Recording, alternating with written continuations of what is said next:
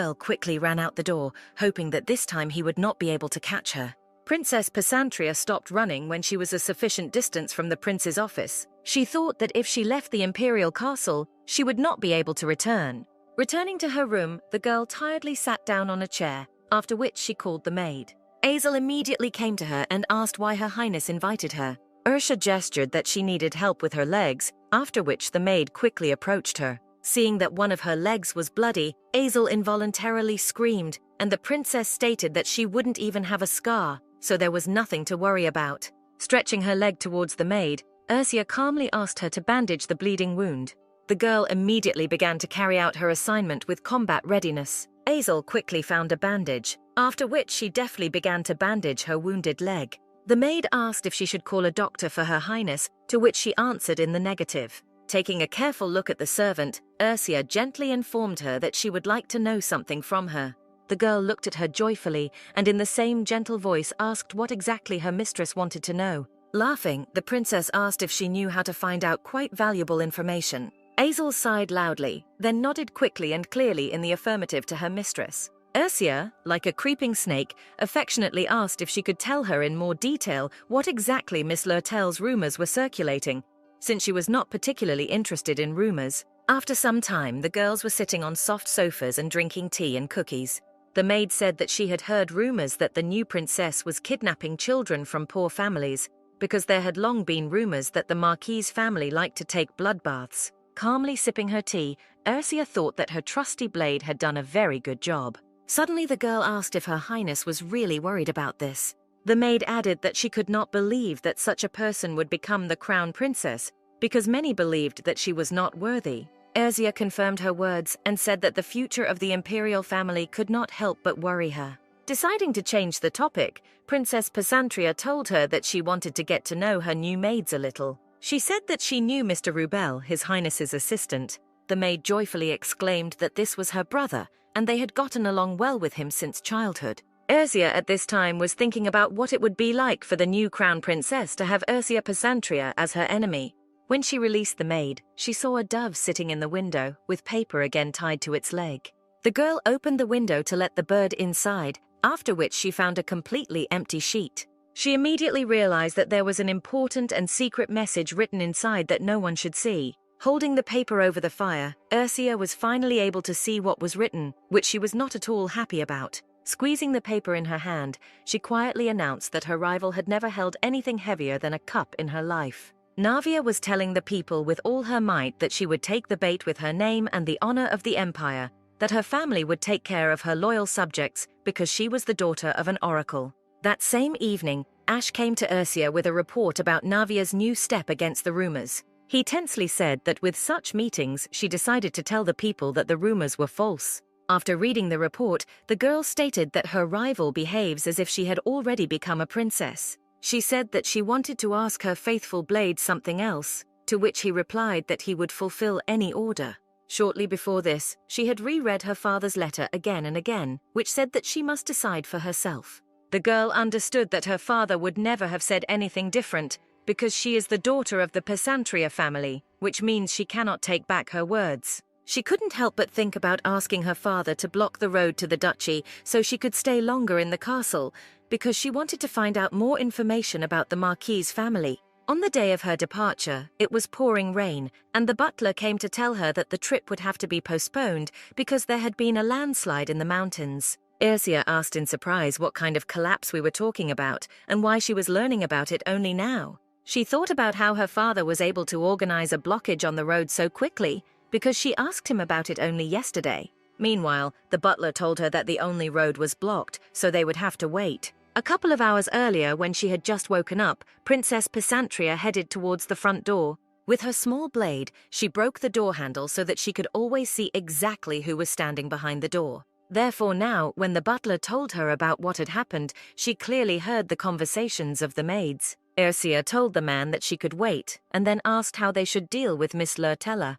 The girl reminded him that the new bride of the crown prince decided to live in her room, which means that other residents of the castle could suffer the same fate. She added that Navia came to her and told her to immediately get out of the capital, which means the new princess can do this to anyone. Erzia loudly asked how someone who couldn't even write could lead an empire, since she couldn't even defend her own lands. When the butler asked what she meant, the girl explained that the new bride does not have a penny behind her, because she is completely supported by the temple, but she spends all this money on dresses and jewelry. The man was very angry when he heard such words about the new future empress. Princess Pysantria tried to calm him down, telling him that someone like her should have known how to properly manage the temple's funds. In response to his words that this was not the case at all, she said that she understood perfectly well that the crown princess should behave differently. When Azel was with her, the girl told her that if Naivia wanted to be crown princess, then she should behave accordingly. She didn't expect such a small rumor to spread around the castle so quickly, so now the butler promised her to always stay on her side. The man said that he was ready to risk his life at one word from her to stop the new princess, and he was also sure that his son would do the same. He told her that he still remembered the day when she was first brought to the castle. The girl held the butler's hand just like the first day, so he told her that she was such a small, fragile girl, but now she had grown up a lot. The butler ended the conversation by informing her that in this desperate situation, he would have to postpone her departure. Left alone, Erzia thought how good it would be if the rumors continued to spread further. She was very interested in how a spoiled girl would react to such information, who would most likely step on the same rake again. Princess Pysantria understood that even the emperor did not dare to touch the sword, shield and treasure of the empire, the only princess of Pysantria. She imagined herself playing chess with an inept player who didn't even know how the pieces moved. As she made her move, Erzia wondered what kind of response she would receive to the rumor that she was spending the temple's money on unnecessary things. She wanted to know how the girl would try to get out of this situation, because last time she skillfully refuted the rumors in front of her subjects. The next day, the girl received a letter, after reading which, she realized that rumors were spreading with great speed. Princess Pysantria understood that in order to get rid of some rumors, it was necessary to simply spread new ones. After sitting at the table for a while, she suggested that this situation with the temple was very disadvantageous for her. Naivia, as the daughter of an oracle, received many temple privileges, including funds from her subjects. A cool wind blew through the open window, so a shiver ran down Erzia's spine involuntarily. The girl thought that before, the high priests did not interfere in worldly affairs, but the current head of the temple was a little different, so she wanted him to come over to her side. She knew that Miss Lurtella was not supported by the fallen family of the Marquis, but by the sacred temple, which was very difficult to resist, because it had almost the same influence as the emperor. The thought suddenly occurred to her of what would happen if the new princess continued to discredit the name of the temple. Erzia assumed that the head of the temple was unlikely to want this, and judging by the fact that it was already useless to fight the rumors, everything was heading exactly towards this. The girl thought that she needed to somehow force the priest to act, because then neither the prince nor Navia would be able to do anything to her. At the same time, the head of the temple honed his skills in fencing and strategic vision of battle. His training was again interrupted by the cleric, who was about to tell him something new. The guy threw his opponent to the ground and then went to the approaching one to listen to a detailed report. The man told him that Princess Pysantria was going to meet him. The head of the temple smiled sarcastically and then informed him that the time had not yet come. He ordered him to closely monitor information about him to prevent the spread of false information. A few days later, Erzia was walking through the garden with her maid Azel. Seeing her servant shaking from the cold, the girl stopped and asked her to come to her. She took off her cape and put it on Azel, saying that it was really cool outside so she should wear it. Seeing the confusion on the part of the maid, the princess asked if she really had anything against it, to which she answered negatively. Azel Portuba is the older sister of Rubella Portuba, who was the prince's assistant. The girl understood that the maid could still be useful, but in order to catch a fish, she needed to throw bait and wait. The maid addressed her again, calling her Highness, to which Erzia reminded her that she was no longer in the imperial family. She added that there was nothing wrong with this mistake, but from now on she can just call her princess. Azel was a little embarrassed by such frankness on the part of her mistress, but agreed with her words. After that, they went to the greenhouse, where a table for tea was already waiting for them. To the enthusiastic cries of the maid, Erzia explained that only representatives of certain families can enter this place. And since her brother is the prince's assistant, then their family cannot be called ordinary. She added that she could somehow ask her brother to bring her to this place, to which Azel again agreed with her words. The maid took her bait and began to openly talk about the fact that she really couldn't find a home for herself, so she still lives with her brother, because maids usually either go home or live at the palace. Ursula tried to maintain a frank conversation and asked if she really loved her brother that much. The girl embarrassedly answered in the affirmative, adding that she couldn't even imagine life without him. The princess felt that the servants had taken the bait, and now she had to get the most benefit from their conversation, so she said that she admired her because she had lived away from her family since childhood. When her mistress touched a lock of her hair, Hazel became very embarrassed. Ursula continued to advance and asked what she and her brother usually talked about. She explained that she doesn't have time to talk to her brother, so she is very interested in what others are talking about. The maid looked at her mistress in surprise, but then hugged her hand, intending to console her with her story. The girl explained that they usually tell each other how their day was or what new things they learned, but sometimes they talk about work. Ursula calmly asked how much they talked about work, thinking that the conversation had gone in the right direction. The princess knew she was hooked when her maid started talking about her brother going on a dangerous mission. Her mistress asked if it was really so difficult to be the prince's assistant, since he usually does nothing. She began to move her hand away from her face and added that she saw him playing chess with another assistant the other day. Her maid began to justify her younger brother, saying that this was not the case at all. She said that working as an assistant to the crown prince is incredibly difficult, so he can barely hold on because part of the responsibilities of the temple has been dumped on him. Hazel explained that Rubel often talks about how difficult it is for him in the workplace. Ursula assumed that the crown prince wanted to pretend to cooperate with the temple again, because even in her childhood, when she first became the crown princess, the temple and the empire had a very tense relationship. She decided to figure it out on her own, so she told her maid that she was joking. The girl stood up from the table and said that Hazel and her brother are very close, so she knows how hard he works for the good of the empire. The maid could not find words, so she simply quietly agreed with her mistress. Ursula said that she was very worried that her brother would soon return from the war, so she did not know what to tell him. Hazel jumped up from the table and said that she was ready to help her mistress somehow. The princess smiled tenderly at her and told her that if she helps her, who will worry about anything? Soon the maid left her mistress's room, leaving Ursula alone with herself. The girl thought that she was so ashamed that she wanted to get closer to her brother. She asked the maid not to tell anyone about this. One girl sincerely swore to her of this. Suddenly, His Highness and his new bride appeared in front of her, who held his hand tightly. Navia peeked out from behind her future husband, cheekily greeting Ursula. Princess Pasantia did not say anything to her for some time, because she believed that talking to her was useless. The new bride ran up to the table and asked what she was doing in the imperial greenhouse. Ursula, in a calm voice, reminded her rival that she had already said that it was necessary to behave politely. She added that if His Majesty does not mind, then she is ready to explain again.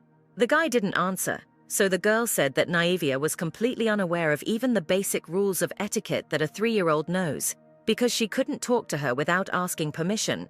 The rival asked if she really still considers her a simple daughter of the Marquis because she herself is no longer the crown princess, but at the same time everyone treats her well, although they are on the same level. Ursula thought with horror that the girls really did not see the difference between them, even though her father was the Duke of Pysantria, therefore, simply by being his daughter, she deserves good treatment from everyone. The princess sadly explained that if she said one more word, she would again order her to be tied up and taken away. Miss Lurtella said that she should be nicer to her, otherwise she will regret it. The entire dispute was observed by the crown prince, who never deigned to utter a word. Ursula decided that he was trying to test her patience, so she did not interfere in their showdown. Navia also noticed the present future husband nearby, so she immediately ran towards him. Catching his hand, the girl affectionately suggested going to a slightly different place. Damien, instead of obeying her, looked menacingly at his future wife. The princess thought that Navia was somehow too calm because, knowing her temperament, she assumed that if her rival once felt superior to her, she would immediately try to destroy her. Her thoughts were interrupted by the unexpected voice of the crown prince, who snatched his hand from the bride's embrace and explained to her that she must go alone. Seeing the silent question in her eyes, he explained that she should go without him. Navia bowed to him with concern and said goodbye to His Highness, saying that they would meet soon.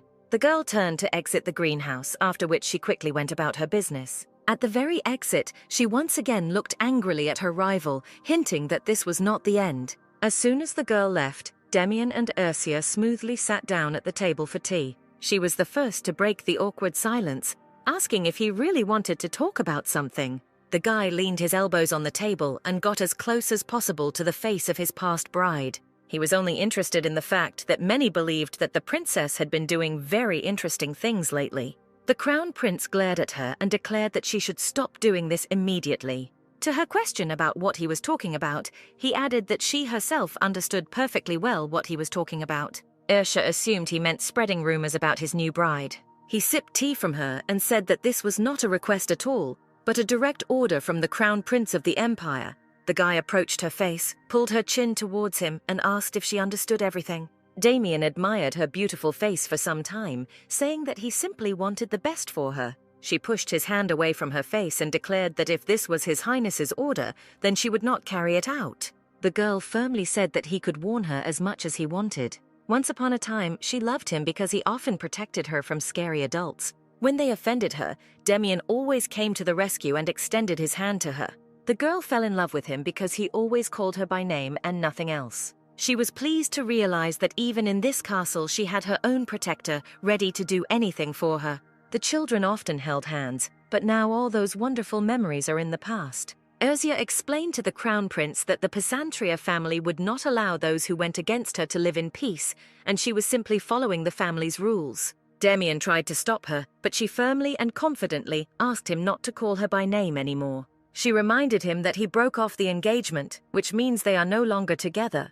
The girl said that from that moment on she became for him only Princess Pysantria. Immediately after the conversation, she headed to the park to clear her thoughts a little. Ursula heard soft footsteps following her, so she assumed that someone was watching her.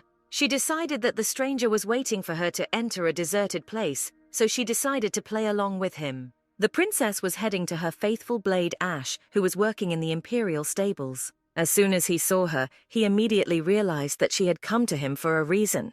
The girl was a little out of breath, because as soon as she noticed the surveillance, she immediately quickened her pace. She understood that she was being watched all this time, and she thought that this man had a lot of courage. Turning around, Ursula loudly asked if Miss Lurtella was not afraid to be alone with her. The crown prince's new bride smiled tenderly at her, not expecting a warm welcome. The princess immediately moved on to the question of why she was following her. Navia playfully revealed that she just wanted to talk to her future husband's ex-fiancé about something. As soon as Ursula agreed to this, an evil grin appeared on the girl's face. She said in disbelief that various harmful rumors had been circulating about her lately. The girl confidently declared that none other than her only rival was disbanding them. The princess firmly reminded her that she was not the one who started this useless war. Navia arrogantly stated that she would never say anything bad about her, so the rumors were not her fault. Ursula asked in surprise who, in her opinion, was guilty of spreading false accusations.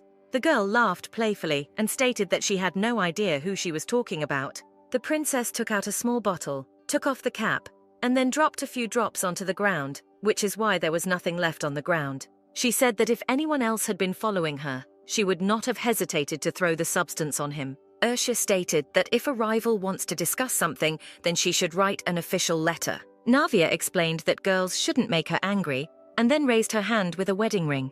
It was the same ring that she had recently given to the crown prince. The ring was on her left ring finger, which meant he proposed to her. Navia happily asked if the girl had finally noticed the ring on her finger. She added that the crown prince gave her a ring, which she returned to him, and she should be very sorry that from now on the ring is not hers. Ursula said that she doesn't regret anything, but before that, she didn't think that she liked used things. The princess added caustically that if she were in her place she would not be so happy, to which she replied that it was temporary while they were making a new ring. Not intending to listen to her anymore, Ursula said that if she had nothing more to say, then she could go.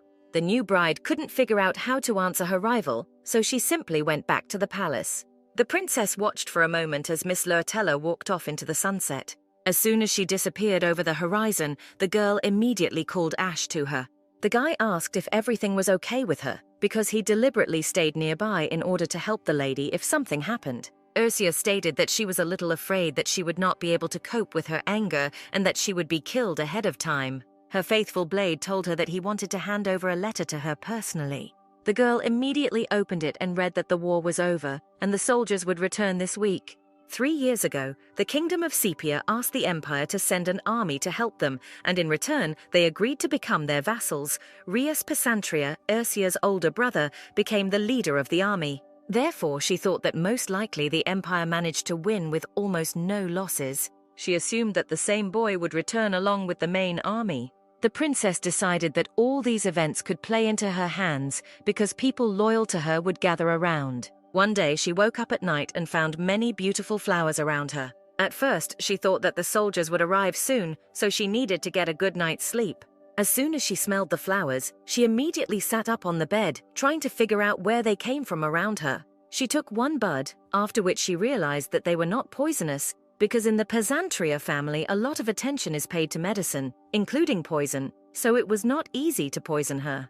But there was still one single question about how they ended up in her bedroom. Suddenly the door opened, after which a man she knew well entered the room, who was supposed to return along with the entire army. Alfredo Venezzi, who was the second prince of the Great Empire, stood at the door. Seeing that she woke up, the guy immediately asked if she liked his gift. The girl sleepily asked if it was he who personally brought them to her room in the middle of the night. Alfredo approached her bed and handed her a bouquet of beautiful roses, hinting that this guess was correct. Ursia wearily asked why he even came to her, since the rest of the army was supposed to return the next day. The guy was a little embarrassed, not understanding why she was even asking such a rhetorical question. Sitting down next to her, Alfredo softly explained that he really wanted to check on her. He added that he ran as fast as he could to the imperial palace because he was worried about her when he learned that the prophecy had changed. The princess assured him that everything was fine and he had nothing else to worry about. Alfredo was the only brother of the prince, the illegitimate son of the emperor. In 3 years he had grown a lot. He was 16 years old and no longer considered himself a little boy, but still considered her his sister. The guy rushed into her arms, as he once did in childhood, because before they were very close. Seeing the fear on her face, he asked if she had forgotten how they used to spend time. When he was little, he often hid in the garden from his brother and his family. One day, Ursia ran past him, but did not pay attention to him at all. The boy caught her by the hem of her dress, causing her to stop and turn around. To his question about whether she was very busy, the girl replied that she was ready to spend time with him. Alfredo always followed her tail, so they became very close friends. Now she was proud that he was able to return from the war unharmed, to which the queen sent him. The girl hugged him and said that he was a great fellow, to which the guy replied that he was very lonely without her for 3 years. He reminded her that when he turned 13, she allowed him to enter her room without permission. Alfredo took the bud in his hands and then placed it above her ear, saying that he decided that their agreement was still valid, so he immediately came to her. Enjoying her beauty, he sincerely wondered if she was now against this. When she asked if anyone had seen him, he replied that no one had seen him, because otherwise they would have problems. The princess believed that although she and the crown prince had separated, she had no use for such rumors. She got up and went to the window, and meanwhile the prince asked if they had really broken up. Carefully pulling the beautiful flower out of her hair, Ursia answered firmly and affirmatively. Even in the midnight darkness, she could see his joyful smile on his face. The guy approached her, saying that the rumors he had heard turned out to be true. He took her hand and kissed her wrist tenderly, as required by an aristocratic greeting. Alfredo sheepishly asked if she would like to have breakfast with him. Ursia immediately said that they did not have the right to do this, because he still had not greeted him and Her Majesty. She reminded him that they could spend time with him later, but now he should go see them. Seeing how upset he was, the girl